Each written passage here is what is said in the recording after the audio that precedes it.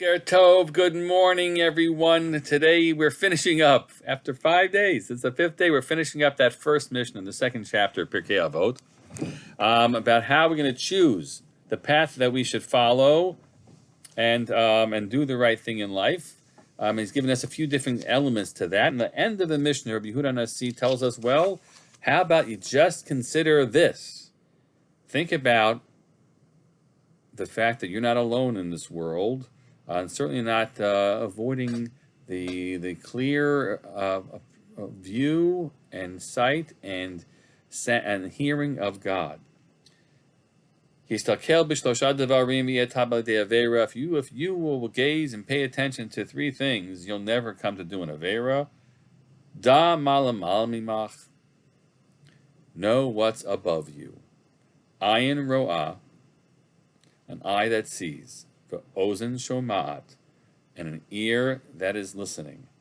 B'chol ma'asecha b'sefer nichtavim, and all of your deeds are being written down in a book. We don't like to think of it that way, right?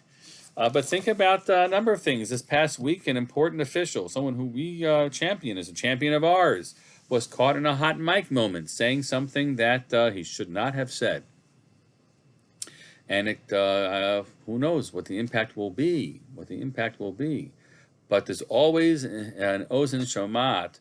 These days, we know that. There are cameras everywhere, and there are mics everywhere.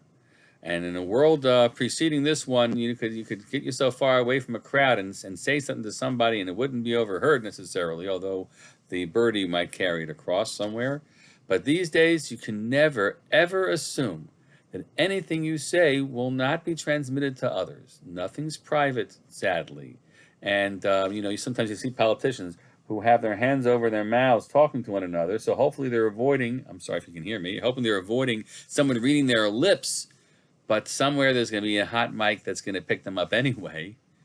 But that you're going to walk into an elevator or any other space, a camera's going to see what you're doing. You can be a policeman who is policing in frustration in a moment and do something really bad. It's going to be seen by somebody, if not your own camera that you're being told you have to, you're required to wear.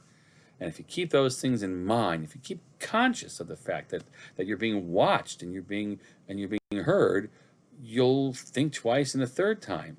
Now, is that how we really should lead our lives? And again, the point of the Mishnah is the Lord, even if humans aren't going to hear or see, the Lord always hears and sees. He can see everything.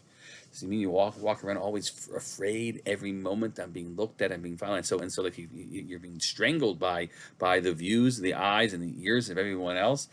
I don't think that Rabbi Yehuda wants you to make your life about that. He told you how to make your life. Making good choices and thinking about implications. I think the last part of this mission is a stopgap. It says if those things aren't working, here's the one: break glass and pull this lever. Realize that you're being watched and you're being listened to, and hopefully that at least will keep you from falling into a terrible act that you should never have performed. And if not all that, they know that it's all being there's a grand ledger that's following it all. That's not the way we lead our lives, though. We lead our lives by the first set of choices. And the mission of this takes you down the other path. So let's all gather up all the lessons of this past week of the Mishnayot, and even consideration of other things in our world, and help for ourselves choose always the right path, the good path we want to take. Have a great day.